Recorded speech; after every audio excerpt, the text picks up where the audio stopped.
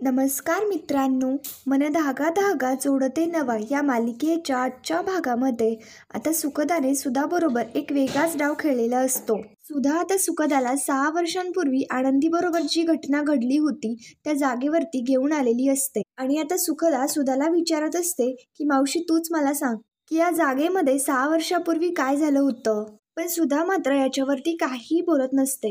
तर मग सुखदा आता सुधाच्या जवळ येते आणि तिला विचारत असते की 6 वर्षांपूर्वी आनंदी सार्थकच्या आयुष्यातून का निघून गेली. याच्यावरती सुधा आता सुखदाला घाबरत घाबरत उत्तर देत असते. आता ते मला कसं काय माहिती असणार, त्याचं उत्तर तर आनंदीच देईल ना. तर याच्यावरती सुखदा म्हणते आनंदीला तर माहितीच आहे आणि मला सुद्धा चांगलंच माहिती आहे की ती का निघून गेली. आनंदी सार्थकच्या आयुष्यातून निघून जाण्याचं कारण म्हणजे तू आहेस मावशी. सुधा लगेच आता घाबरत घाबरत आणि आश्चर्याने सुखदाकडे पाहायला लागते. सुधा लगेच आता सुखदावरती ओरडत म्हणत असते, सुखदा तू हे काय बोलतीयस, हे तुला तरी कळतंय का. याच्यावरती आता सुखदा म्हणते, मी काय बोलतीये ना हे मला बरोबरच कळतंय, पण तू एवढ्या खालच्या थराला कशी गेलीस ना हे मला कळत नाहीये. मावशी तुला सुद्धा ही गोष्ट चांगलीच माहितीये. आनंदीचा भाऊ हा निर्दोष होता आणि सार्थकच्या बाबांचा अपघात हा शलाकाच्या नवऱ्याने केलेला होता. आनंदी सार्थकच्या आयुष्यातून निघून गेली तरच तू ते पुरावे आनंदीला देशील. सुखदा आता ओरडत ओरडत सुधाला म्हणत असते, मावशी तू का वागलीस ग असं. मावशी तुझ्या अशा वागण्याने सार्थकला किती त्रास झाला हे बघितलंयस ना तू. मागच्या 6 वर्षांपूर्वी सार्थक कसा राहिलाय हे सुद्धा स्वतःच्या डोळ्याने बघितलंय आणि अजून सुद्धा तो कसा जगतोय बघती ना. मला कळत नाहीये मावशी की तू असं का वागतीयस. सार्थक आनंदीशिवाय जगू नाही शकत ही गोष्ट कशी कळत नाहीये तुला. सुधा मात्र शांतपणे फक्त सुखदाचं ते रडत रडत बोलणं ऐकत असते. कारण आता सुखदाला काहीही करून सुधाची नेमकं तिला काय चुकी झाली हे तिला पटवून द्यायचं असतं. सुखदा आता सुधाला म्हणते, मावशी तू अजून सुद्धा असं कसं काय वागू शकतेस. तर मग आता सुखदाचं हे सगळं बोलणं पाहता सुधा लगेच आता सुखदावरती ओरडत म्हणते, सुखदा मला माझी माझी कारणं होती. तुला जे माहिती आहे ते पूर्ण सत्य नाहीये, ते अर्धच सत्य आहे. सुखदा आता सुधाच्या जवळ येते आणि तिला म्हणते, बरं ठीक आहे मावशी, मग पूर्ण सत्य काय आहे ते सांग. तू तुझ्या मुलाशी आणि सुनेशी असं का वागलीस ना हे सांग मला. सुधा आता विचारते, तुला ही सगळं कोणी सांगितलं.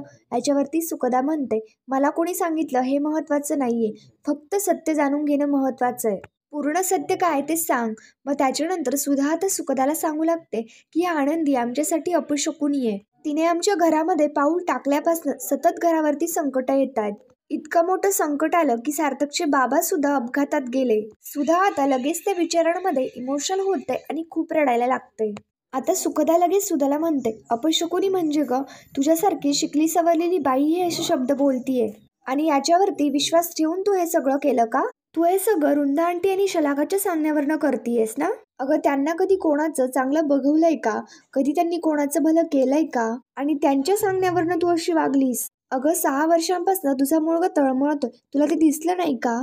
सुखदा आता सुधाला सावरत म्हणते, बरं ठीक आहे झालं ते झालं, पण मात्र आता सुद्धा वेळ गेलेली नाहीये. मावशी आनंदी अजून सुद्धा सार्थकच्या आयुष्यात आहे. ते दोघं सुद्धा एकमेकांवरती खूप प्रेम करतात. मावशी खरंच आनंदी खूप चांगली मुलगी आहे, प्लीज तिचा स्वीकार कर. पण मात्र सुखदाचं हे सगळं बोलणं सुधाला मान्य नसतं. सुधाचं असं म्हणणं असतं की माझ्या मुलाच्या बाबतीमध्ये मला आता कुठलीच रिस्क घ्यायची नाहीये. आधीच एका विधवेचं आयुष्य जगतीये मी आणि असा विचार करता सुद्धा खूप रडायला लागते. तर मग सुखदा लगेच तिला सावरते आणि शांतपणे तिथे खाली बसवते. सुखदा सुद्धा सुधाच्या बाजूला बसते आणि तिला म्हणू लागते, मावशी मी वयाने खूप लहान आहे, पण मात्र तरी सुद्धा काही गोष्टी मी तुला हक्काने सांगते. क्वचित सुद्धा असं होतं की आपण एखाद्यावरती प्रेम करतो आणि तो सुद्धा आपल्यावरती तितकंच प्रेम करतो. या जगात प्रत्येकाला आपलं प्रेम नाही मिळत. त्यामुळे जी दोन लोक एकमेकांवरती प्रेम करतात त्यांना कधीच वेगळं नाही करायला पाहिजे. तसंच ग मावशी, सार्थक आणि आनंदी दोघी एकमेकांवरती खूप प्रेम करतात आणि तुला सुद्धा हे चांगलंच माहितीये की हे दोघं एकमेकांबरोबर खुश राहू शकतात. त्यामुळे प्लीज मावशी त्यांना सुखाचा संसार करू दे. मावशी कसं आहे माहिती का, आयुष्य प्रत्येकाला आपली चूक सुधारण्याची संधी देतो. मी तुला तशीच रिक्वेस्ट करेल की तू त्या संधीचा वापर कर आणि स्वतःची चूक मान्य कर. मावशी मी तुझी सून नाही होऊ शकले, पण मात्र तू मला तुझी मुलगी मानतेस. मावशी मग या मुलीच्या हक्काने मी तुला रिक्वेस्ट करते, प्लीज मावशी सार्थक आणि आनंदी यांच्या दोघांनाही वेगळं करू नको. सुधा शांतपणे आता सुखदाचं बोलणं ऐकत असते आणि याच्यावरती विचार सुद्धा करू लागते. सुखदा आता म्हणत असते, तुला जो काही निर्णय घ्यायचा आहे ना तो घे, पण एक गोष्ट लक्षात ठेव, तुझ्या या निर्णयावरती सगळ्यांचं भवितव्य निर्माण आहे. सुखदा आता सुधाची समजूत घालते आणि लगेच तिकडं निघून जाते. तर मग त्याच्यानंतर सुखदा सगळा घडलेला प्रकार सार्थक आणि आदर्शांच्या दोघांनाही सांगते. सार्थकला आता हा सगळा प्रकार समजता सार्थक एका मिनिटाचा सुद्धा उशीर नाही करत आणि लगेच धावत धावत इकडे आनंदीच्या आणि सुधाच्या मागे जातो. इकडे सुधा आता आनंदीला थांबवते. आनंदी लगेच सुधाला म्हणते की आई मी परत कधीच येणार नाही. पण मात्र सुधा आता आनंदीला थांबवून घेते आणि तिला म्हणत असते, नाही आनंदी प्लीज तू मला माफ कर. सार्थक, सुखदा, आदर्श सगळेच तिथे आलेले असतात आणि तो सगळा प्रकार पाहत असतात. सुधा आता सार्थकला आनंदीच्या समोर आणते आणि सार्थकला म्हणत असते, सार्थक मला खरंच माफ कर. आज मी कबूल करते की 6 वर्षांपूर्वी तुला आनंदी सोडून गेली त्याला मी कारणीभूत आहे. सुधा आता म्हणत असते, आज सुखदामुळे मला माझ्या आयुष्यामधली सगळ्यात मोठी चूक सुधारण्याची संधी मिळाली आहे. सुधा आता आनंदीला म्हणत असते, हे बघ आनंदी, तू मला दिलेलं वचन अगदी कसोशीने पाळलंस, पण आज मी तुला माझ्या वचनातून मुक्त करतीये. प्लीज आनंदी, सार्थकला सोडून जाऊ नकोस. सार्थकला तुझी साथ लाभली ना तरच माझ्या आत्म्याला शांती मिळेल. सुधा आता लगेच सार्थकचा हात घेते आणि तो आनंदीच्या हातामध्ये देते. हे सगळं पाहता सार्थक आणि आनंदी दोघे एकमेकांकडे पाहत रडत असतात. आनंदी खूप रडायला लागते, ती स्वतःला सावरू शकत नाही. तशीच आनंदी जमिनीवरती कोसळते. सार्थक सुद्धा आता आनंदीला सावरत असतो, तर आनंदी सार्थकला मिठी मारते आणि खूप रडत असते. त्याच्यानंतर सार्थक आता आनंदीला शांत करतो आणि तिचे डोळे पुसतो. त्याच्यानंतर सुधा आता सार्थकशी बोलू लागते, पण मात्र सार्थक सुधाचा तिटकारा करू लागतो. सुधा सार्थकला म्हणू लागते, सार्थक तुला माझ्यामुळे 6 वर्ष वनवास भोगावा लागला. सुधा आता सार्थकची माफी मागत असते, पण मात्र आनंदी आता सुधाला म्हणते, आई तुम्ही नाही माफी मागायची. आईने कधीच आपल्या लेकरांची माफी मागायची नसते. आई तुम्ही जे काही केलं होतं ते सार्थक सरांच्या भल्यासाठी केलं होतं, त्यांच्या सुखाचा विचार करूनच केलं. सुधा सार्थकची माफी मागत असते, तर आनंदी सार्थकचा हात घेते आणि सुधाच्या हातामध्ये देते. तर आनंदीच्या सांगण्याप्रमाणे सार्थक सुद्धा आता सुधाला लगेच माफ करून टाकतो. इकडे सुखदा आणि आदर्श दोघेही तो सगळा प्रकार पाहत असतात. सुखदा सुद्धा त्यांचा तो सगळा प्रकार पाहता खूप रडत असते. तर मग आदर्श लगेच सुखदाला सावरतो. सुखदा तिचं दुःख दाखवत नसते, तर ती लगेच आदर्शला म्हणते, अरे ये तो खुशी के आंसू है. अरे माझी चिंता नको करू, कदाचित हा माझा राजकुमार नव्हताच. माझा सुद्धा असेल कुठेतरी राजकुमार, पांढऱ्या घोड्यावरून येणारा, आणि कुठल्या तरी मोडवरती तो मला मिळेल. सुखदाने तिचं प्रेम गमावलंय याच्यावरती ती दुःख करत नाही, उलट खुश होते आणि असा विचार करते की माझा राजकुमार दुसराच कोणीतरी असेल, कारण सार्थक माझ्यासाठी कधी बनलेलाच नव्हता. तर आदर्शला सुद्धा सुखदाचं हे सगळं म्हणणं पटतं आणि त्याला सुद्धा सुखदाचं खूप कौतुक वाटत असतं. इकडे सुधा आता म्हणते, चला आपली आरती करूयात देवीची. सुधा आता आरतीची तयारी करण्यासाठी घरामध्ये जाते. आदर्श आता आनंदीची बॅग घेऊन घरामध्ये जातो आणि सुखदा सुद्धा घरामध्ये चाललेली असते. इकडे आनंदी आणि सार्थक दोघी एकत्र असताना आनंदी सुखदाला पाहते आणि लगेच तिला आवाज देऊन थांबवून घेते. आनंदी सार्थक दोघेही सुखदाकडे येतात. तर मग आनंदी सुखदाला थँक्यू म्हणत असते आणि प्रेमाने सुखदाला मिठी मारते. सार्थक आता लगेच सुखदाला म्हणतो, सुखदा आय एम सो सॉरी यार, मी खूप मोठा गैरसमज करून घेत होतो तुझ्याबद्दल. याच्यावरती सुखदा म्हणते, इट्स ओके सार्थक, काहीही बोलायची गरज नाहीये. सुखदा आता आनंदीचा हात सार्थकच्या हातामध्ये देते. सुखदा आता सार्थक आणि आनंदीला म्हणते, आय होप की तुमची लव्ह स्टोरी ही राज आणि सिमरन यांच्या दोघांपेक्षाही सुंदर फुलावी. सुखदा सार्थकला म्हणते, बाय द वे सार्थक ऐक, ही माझी कल्याणी ताई आहे आणि हिला अजिबात त्रास नाही होऊ द्यायचा. सार्थक आता म्हणत असतो, नाही नाही त्रास तर मी देणारच, कारण मला 6 वर्षाचा बदला घ्यायचा आहे. पण मात्र सुखदा म्हणते, गप्प बस, खडूस कुठला, माझ्या कल्याणी ताईला अजिबात त्रास नाही झाला पाहिजे. आणि आरती करण्यासाठी सुखदा तिकडून निघून जाते. तिथे सार्थक आणि आनंदी दोघेच असतात. सार्थक आता आनंदीचा हात पकडतो आणि तिला प्रेमाने घरामध्ये घेऊन येऊ लागतो. सगळेच आता तिथे दाराशी असतात. मग तेवढ्यात तिथे शलाका आणि वृंदा दोघी पळून जाण्याच्या तयारीमध्ये असतात आणि त्या अचानक त्यांच्या समोर येतात. आदर्श त्यांच्या दोघींकडे येत त्यांना म्हणतो, तुम्हाला काय वाटलं तुम्ही अशा सहज पळून जाल? नाही, आता तुमची अजिबात सुटका होणार नाही.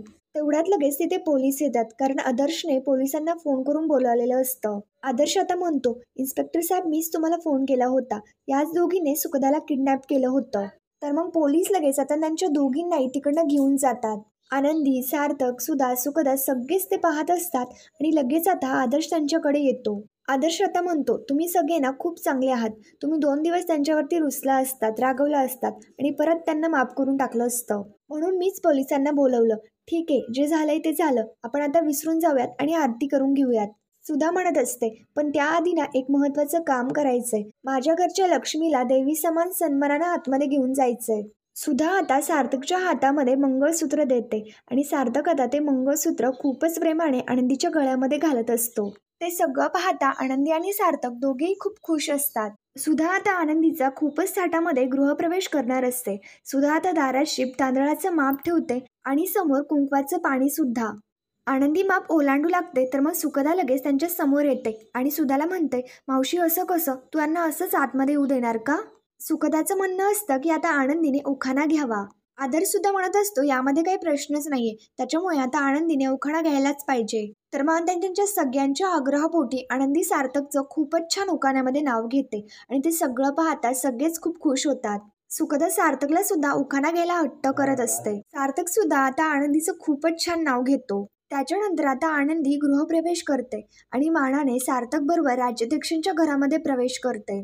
त्याच्यानंतर आनंदी आपले पाय हे कुंकवाच्या पाण्यामध्ये बुडवते आणि ते पाय आता घरामध्ये उमटवते. सुखदा सुद्धा त्यांच्या मागेच असते आणि ते सगळं पाहता सुखदा सुद्धा खूप खुश होत असते. त्याच्यानंतर सार्थक आणि आनंदी दोघी ते देवी आईच्या फोटोपाशी येतात आणि प्रेमाने देवी आईचे आशीर्वाद घेतात.